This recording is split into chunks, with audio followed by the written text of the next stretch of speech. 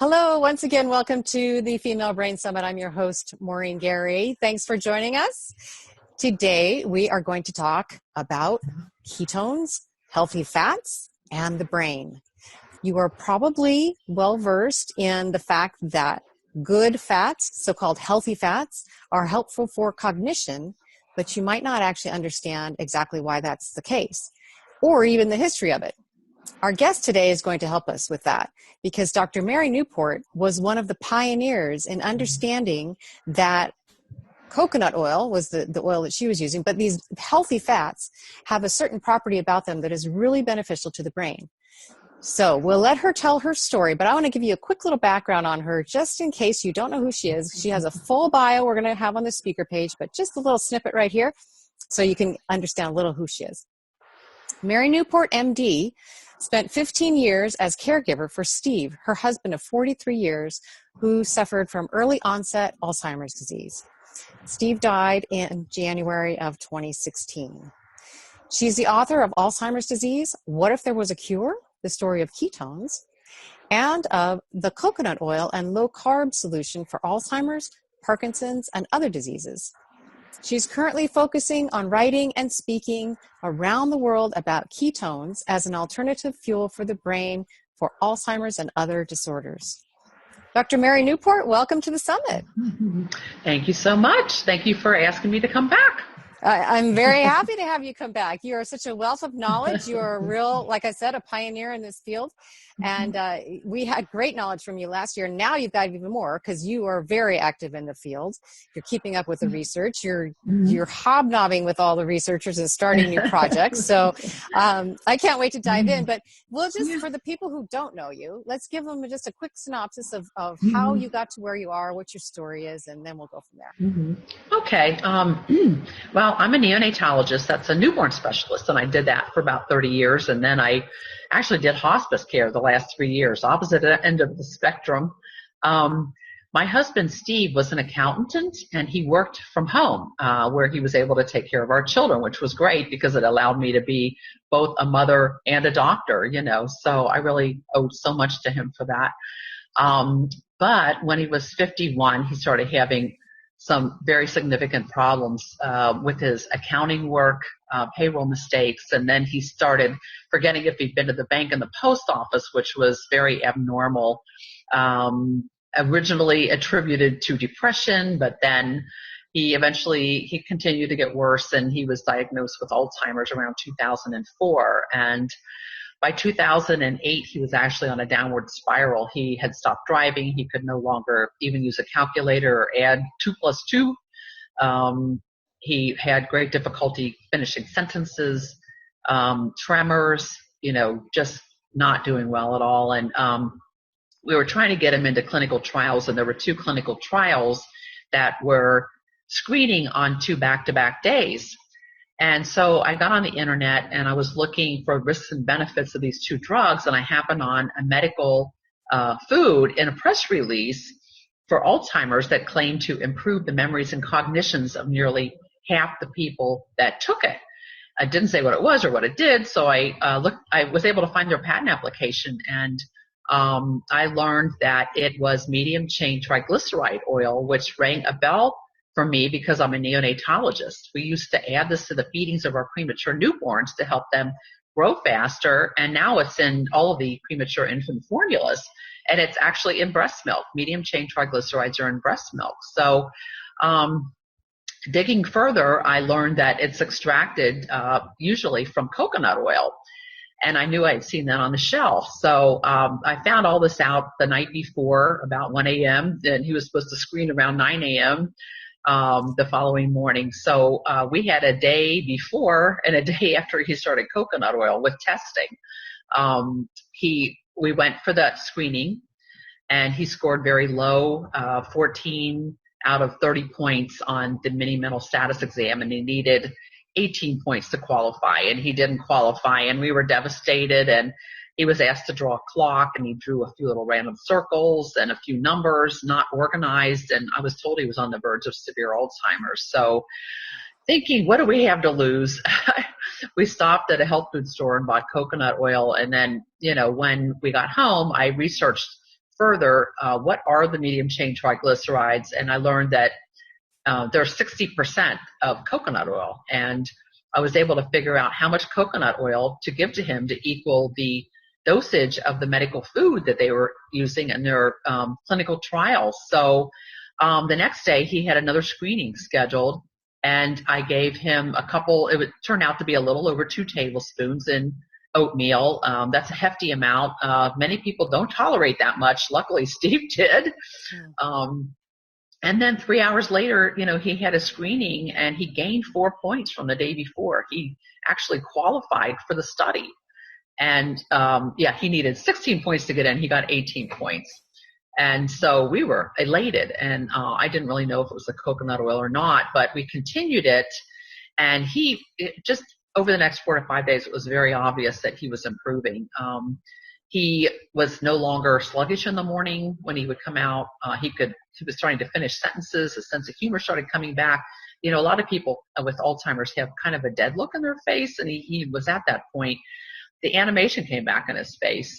He had tremors when he would try to eat that went away very quickly. And by about the 5th day, we turned to each other and said, our life has improved for the better. And, basically what we saw, like his clock drawing improved dramatically over just 2 weeks. And, a month after that, even more so.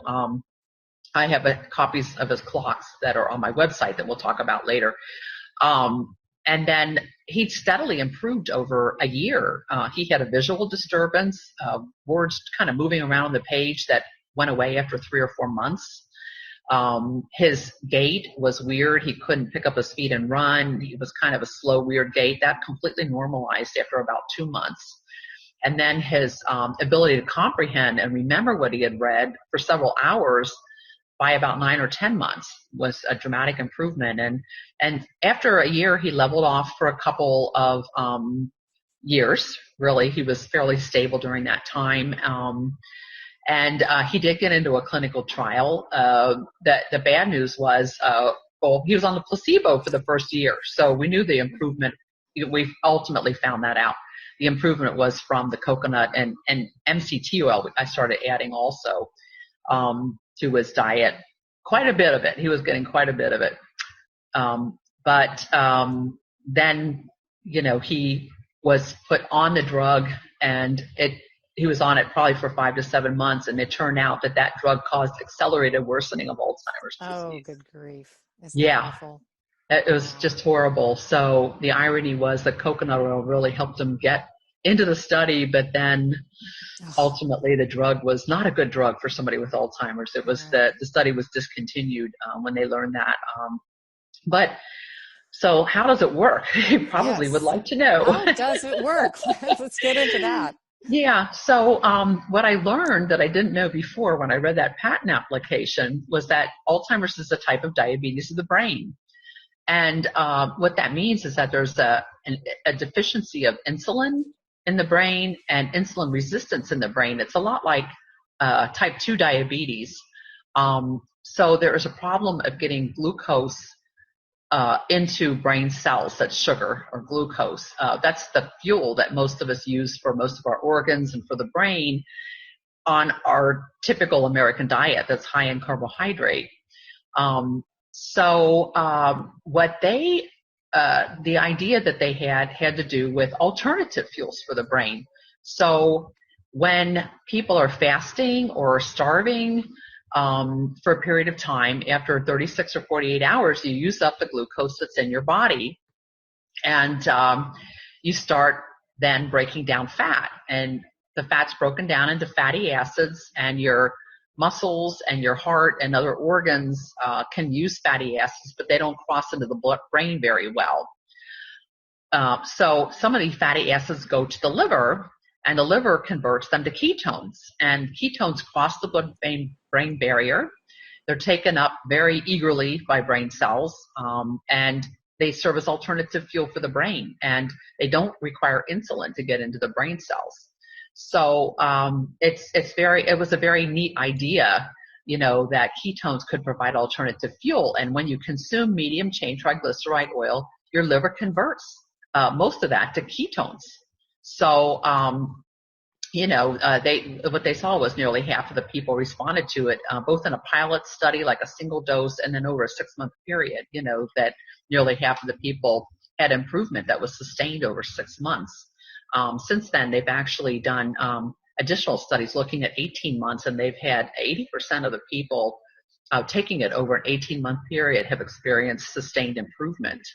Okay, so here's a question just for taking you. MCT oil, 1 dose of MCT oil a day, right? That's amazing. And so Yeah. here's the question for you that you bring up for me is your brain gets resistant to glucose. Somehow you have this intolerance or insensitivity to glucose in the Right. insulin. Okay, so, but you do not develop a problem with metabolizing ketone bodies.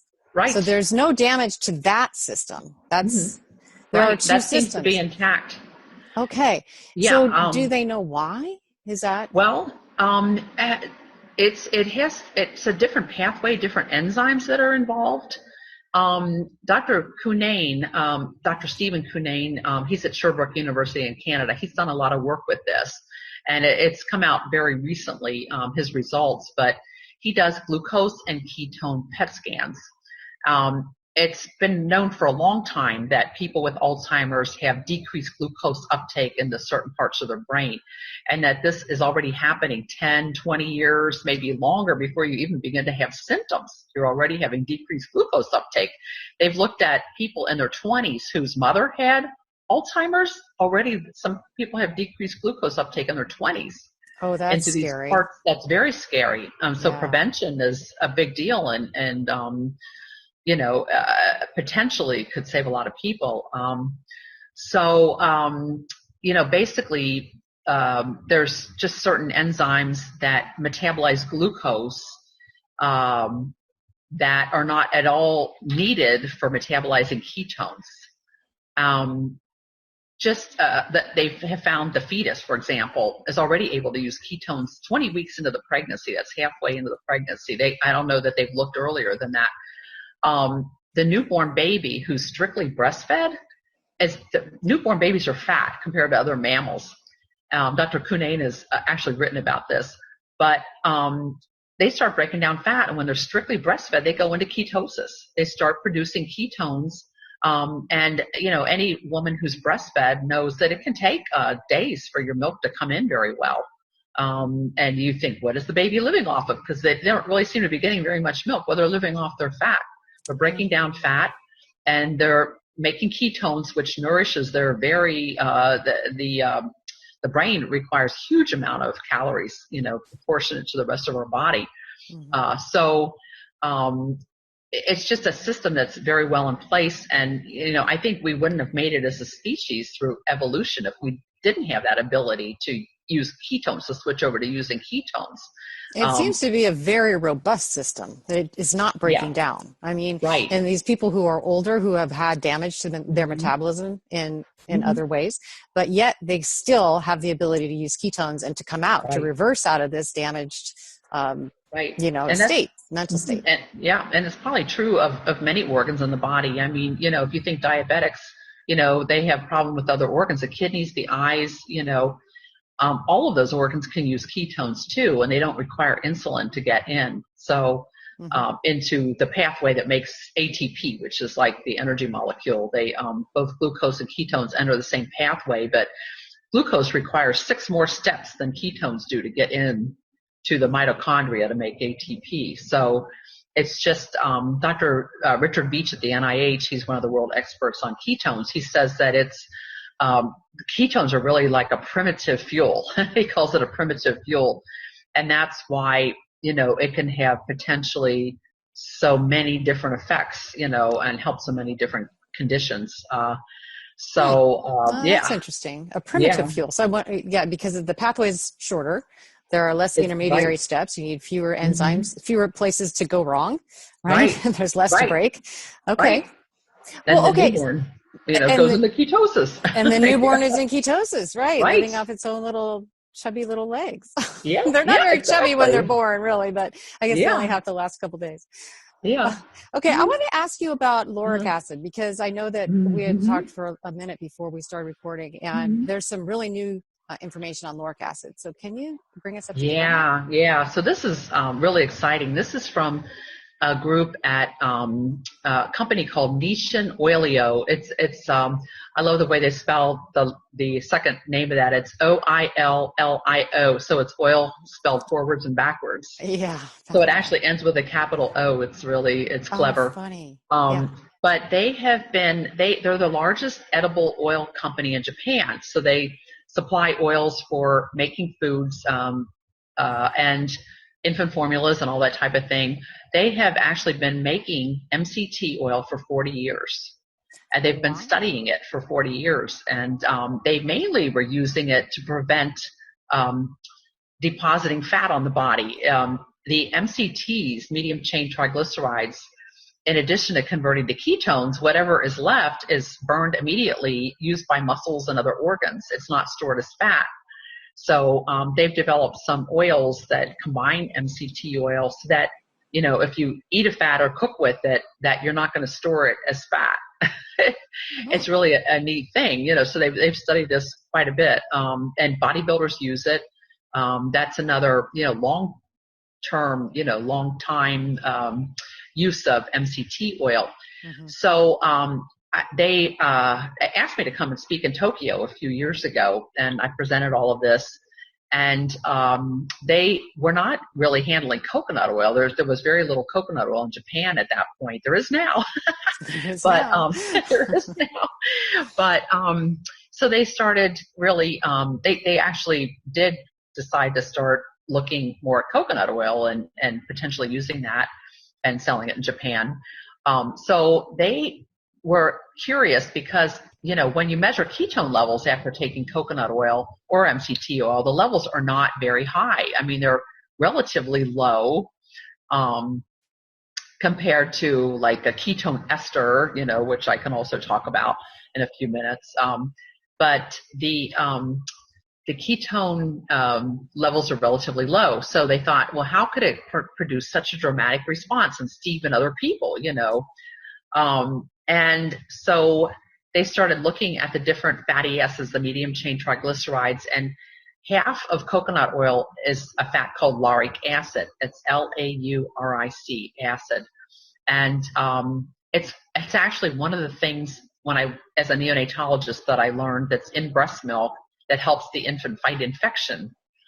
So we'll talk about that too in a minute. Mm-hmm. But so they looked at what they found out about lauric acid was that it potently stimulates ketone production in astrocytes. And astrocytes are specialized neurons in the brain. And part of what the astrocytes do is to nourish other neurons. So they found this in a petri dish. So they still have to prove it in, that lauric acid does get into the brain and that it does, produce ketone production in the brain, but this is a preliminary study and they're actually working on learning that. But it's very interesting, to think that Steve's improvement and other people, it could be because they're actually producing ketones directly in the brain, not just in the liver when you consume coconut oil. Right. It's stimulating the brain's production. That makes sense. Right. Get to the So source. hopefully we'll learn more about that. They're working on that now, trying to learn more about that. Oh, terrific. So what else did you say that lauric acid has it fights infection? So what other places does it fight infection? Yeah. Okay. So there is a whole lot of research that most people aren't aware of that infections may play a very significant role in Alzheimer's. It might even cause Alzheimer's in some people. There's one microbe that's well known to cause dementia, and that's syphilis. If syphilis isn't treated, it's called a spirochete. And if it's untreated, you will develop dementia, very much like Alzheimer's disease. So another infection there's been a lot of work on is Lyme's disease, it's actually a microbe very much like syphilis, except that it comes from ticks, being bit by ticks. And people will develop symptoms very much like Alzheimer's. And if it's discovered that they have it and they're treated for it, they can get better. They can actually get better. and recover from that. So that's a So, spirochete as well, right? These are both. right, they're both Okay, spirochetes. so there's something Yeah. about the lauric acid that can attack them. Well, and and other things have been implicated. Like for Steve, he had fever blisters Mm-hmm. constantly. Mm-hmm. The whole time we were married, that I knew him. And it's a herpes simplex type 1 virus that causes fever blisters. Mm-hmm. And when he was 29, he had an infection around his eye, and he was very sick. And he said he never felt the same cognitively after that. So I often thought maybe that had something to do with his Alzheimer's. And when I researched to see if there was a connection, I found this vast body of research of connection between herpes simplex and Alzheimer's. And there's a group in England that's been especially actively looking at this, Ruth Itzhaki. And there are more than 100 scientific studies published about a connection between Alzheimer's and herpes simplex virus. So herpes simplex 1, are you talking about like cold sore herpes simplex? Cold sores, right. So look how many people have that. Right. And look how many people get Alzheimer's. Yeah. Like if you get to be 85, it's about 40%. I mean, at age 85, about 40% of people have it if they live that long. And every year after that, it just goes up and up and up. If you get into your 90s, chances are very high that you're going to get Alzheimer's. So, in younger people, these microbes aren't in the brain so much. But as you get older and age, your immune system weakens and you start accumulating all kinds of microorganisms in your brain. It's kind of scary, Mm-hmm. to think of it. Yeast has been implicated. Another chlamydia, that's another common microbe that has been studied as possibly connected to Alzheimer's. Mm-hmm. So the cool thing about lauric acid is that it kills all kinds of bacteria and viruses like herpes simplex virus. It even kills HIV virus. These viruses have a lipid capsule around them, and it dissolves the lipid capsule around these viruses and kills them. And what we saw with Steve was that his fever blisters, I mean, he almost constantly had one. It would go away for a week and a half, and it would come back, big fat fever blister all the time. And he had that twice during the whole next year, that after he started taking coconut oil. Very tiny one, lasted much less time. It was like after he had a cold, he would get a little fever blister. But, we just saw it, it just That's amazing. I've never heard that before. Yeah. That's really incredible. Now, I've heard something about the nasal microbiome and having, inflammation and out of whack bacteria in your. Okay, so those are both very close to your brain. Implicated. They're very close. Back up in the back of your back behind your nose. There's at the base of the skull, it's called the cribriform plate, and it's perforated. It's bone that has multiple perforations in it. So, organisms can potentially get in that way. The nerves go through there. The nerves to the face go through this plate, and like the olfactory nerves, that you smell with, they travel through there. One of the first things to go in Alzheimer's is often the sense of smell. That's one of the early tests, for early diagnosis of Alzheimer's. They'll have you smell certain common fragrances, and you should, if you can't identify them, then you might have a problem. Okay. So one of the ideas that people that have been studying infection, it's very common to get herpes simplex virus, for example, or other viruses living in these nerves. I mean, the herpes simplex lives in the nerves, and it just breaks out every so often. It starts multiplying and it'll break out. The trigeminal nerve, a lot of people have trigeminal neuralgia. There's some evidence that herpes simplex might cause that. So those nerves travel through this area of the brain, and for example, the one that causes the nerve that, to that part of the face where you get fever blisters starts in the brain very close to where Alzheimer's starts. And if you get encephalitis with herpes simplex, it travels along the same pathway that Alzheimer's travels along. And it spreads. Alzheimer's spreads. I mean, it spreads like an infection, like you would expect. It spreads like an infection. Yeah. Huh. Yeah. I had not heard that before. Yeah. So Very this is, interesting. yeah. Okay. So this is where lauric acid could potentially help with controlling some of these infections, Uh-huh. potential infections. So just another cool thing about lauric acid. It's used widely in skin products, and it's used in commercial products, foods, another thing to help control microbial contaminants in foods. Right. It's used. It's been just well known. It's I been well. read that it's used in animals that have certain resistant infections, that they'll use lauric acid Huh. to help them. Interesting. Okay, so Yeah. speaking of external things that we can eat, how Uh-huh. about the ketone salts you mentioned earlier? I know that's Okay. something you eat. Right. So ketone salts. Okay. This is a big step up from coconut and MCT oil. And I think of coconut and MCT oil as part of the diet. This is something you can cook with it. You can add it to your foods. Like you can put it on your vegetables instead of butter, that kind of thing. Many different ways you can use it.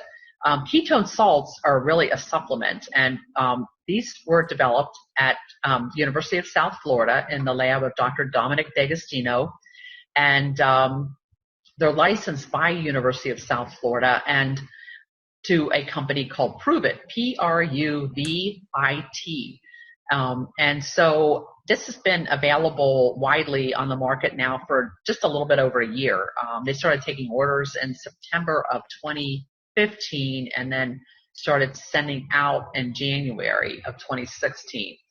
And what these are, it's the actual ketone, like if you ate, medium chain triglyceride oil, or you break down fat, the fatty acids, your liver converts to ketones, and the most predominant ketone is beta hydroxybutyrate. So they've actually taken beta hydroxybutyrate, this is the actual ketone, and they have bound it to salts. It's sodium, calcium, and magnesium salts is what they're combined with. It has to be, beta hydroxybutyrate is so acidic, you couldn't just take it straight. It has to be bound to something. Mm-hmm. So they use these minerals that our body needs anyway, sodium, calcium, and magnesium, and it's powder. And so they have these flavored powders that you can put into something that you drink, water, still or bubbly water, coffee or tea, something like that.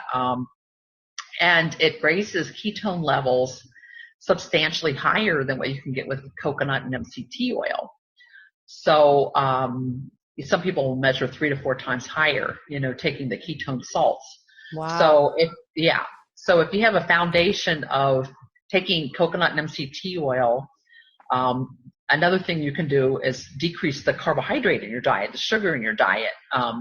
Many people are familiar with Atkins diet or South Beach diet. You go into ketosis when you're on those diets. You raise ketone levels. Mm-hmm. That's a sign that you're burning fat, actually. If you have that as a foundation and then you use the ketone salts on top of that, it can, substantially increase your ketone levels. And Dr. Cunnane that we talked about earlier, with his ketone and glucose PET scans has found that the higher your blood level of ketones, the greater the percentage of energy ketones supply to your brain. It's like directly proportional. So if you can boost your ketone levels higher, you would be providing more energy to the brain. So this is what it's believed that ketone salts can help with that. So hopefully there will be study, we're expecting there to be studies of this very soon. So I have a question. If you do not have impaired glucose metabolism in your brain, would that help you at all? Could you notice a difference? Has that been studied? Anecdotally, do you know? Anecdotally, yeah. I mean, people who seem to be perfectly normal feel that they have sharper mental focus. They have, people report sleeping better. A lot of people report that. Mm-hmm. They have difficulty sleeping. It's like, there may be certain areas of the brain that just aren't quite up to snuff, and maybe ketones can get to those areas and help them function better. Hmm. So Yeah, I've definitely heard that about ketogenic diets, and yeah, just with people who believe that they have a normal metabolism. right. So, Right. And um, another thing is ketones are very well known to reduce inflammation. mhm. And that's part of like what may have happened with Steve over that first year and beyond, when he was taking that, is that ketones directly reduce inflammation, and they also reduce what are called free radicals that Mhm. cause tissue damage. It helps reduce that. It helps clean them up. Mhm. So in those ways, it reduces inflammation. So a big part of Alzheimer's and Parkinson's and other and autism and other neurodegenerative type diseases is inflammation in the brain. So the Mhm. ketones could potentially help that way too. So very interesting. Very interesting. And so, uh-huh. when you bring up inflammation, I think about, excuse me, I think about exercise Right. and reactive oxygen species. When Yeah. you're okay. So, can you talk about exercise and ketones and Yeah. Yeah. So this is another cool thing. It's been known for, oh gosh, 80 years. I found research going back to the 1930s where just some researcher, he was taking brisk walks every morning. And for some reason, he decided to measure ketones in his urine when he got home. And he found that after these walks, he would have ketones in his urine. They were probably developing tests for diabetes or something. I don't know. And so this became a phenomenon that was actually studied by a number of researchers, like in the 1930s and 40s. And they found that with brisk exercise, that your ketone level will increase, and it's sustained for about like up to 9 hours. But if you eat a high carb meal before the exercise, it doesn't happen. You don't because go you're into just burning your ketosis. sugars? Yeah, You're right just burning then. the sugars instead. Yeah, yeah, it makes sense. So yeah, so now Dr. Stephen Cunnane, with his ketone glucose PET scanner, he has found that vigorous exercise, and we're talking something like walking for 45 minutes, either just taking a walk or on a treadmill 3 times a week. This is what he's been studying, and he has found that um, with this type of exercise, that it triples the ketone uptake in the brain. Wow, Yeah, triples. triples it. That's amazing. It is Okay, so the amazing. take home from that is do Yeah. not eat before you go out on your walk, right? You have to Right. get into the semi-fasted state. I Yeah, mean, yeah. sort of Or maybe a don't little eat hungry. sugar. Don't You eat could any don't carbs. don't eat carbs. Don't eat carbs. Maybe Eat, have nuts if you're hungry. Something yeah, or like that. cheese. Cheese doesn't Cheese. have carbs. Mm-hmm. Yeah, Mm-hmm. something like that. Excellent. Okay. Yeah. So is there anything else you wanted to tell our listeners before we wrap up? Well, if you want more information about all of this, I have a website. I've had it since 2008. For information, trying to get awareness out there about the potential for ketones to help people with Alzheimer's and other diseases, other conditions. On my website, there's an article I wrote in 2008 about what happened to Steve. I wrote it about 2 months after this happened to try to get awareness out there. You can all this is free information that you can copy and print out. Diet guidelines for using coconut and MCT oil. I'll probably add some guidelines for ketone salts too. They're so new and people have a lot of questions about how to use those. Dr. Cunnane's articles, Dr. Beach's articles. I have full, complete scientific articles by a number of ketone researchers and on the subject of lauric acid and that type of thing that you can print out, from my website. Videos, I have just little blurbs about with this information. My TED Talk you can watch on there.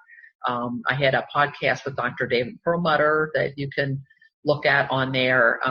I have other videos on YouTube as well.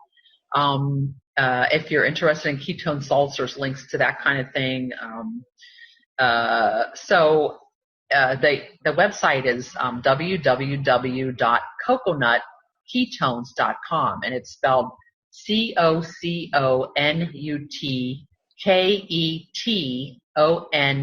COCONUTKETONES.com. Ketones. There's no Y in it. A lot of people try to throw a Y in the ketones. Oh, really? How There's no funny. Y. Okay. And we're going to have a link to that below your Yeah, talk too, so yeah. people will be able to click on that and go straight to your page. Right. All right. Well, Very thank you good. so much, Mary Yeah. Newport. That's Oh, you're fantastic that you could have welcome. You're joined us again welcome. and given us all the Yeah. update, because we got Hmm. a lot last year. And now we Yeah. know more about lauric acid, more about Right. the direct relationship with Hmm. exercise and using ketones Exercise, in the brain. tripling ketone uptake in the brain. That's Amazing. fabulous. That is Yep. fabulous. Okay, great. So we'll have the links there. Thanks so much again. And of course, listeners, thank you for joining us once Hmm. again for the Female Hmm. Brain Summit. I hope you enjoyed that talk with Mary Newport as much as I did. So we'll see you again soon. And of course, until next time, love yourself, take care of yourself, and stay sharp.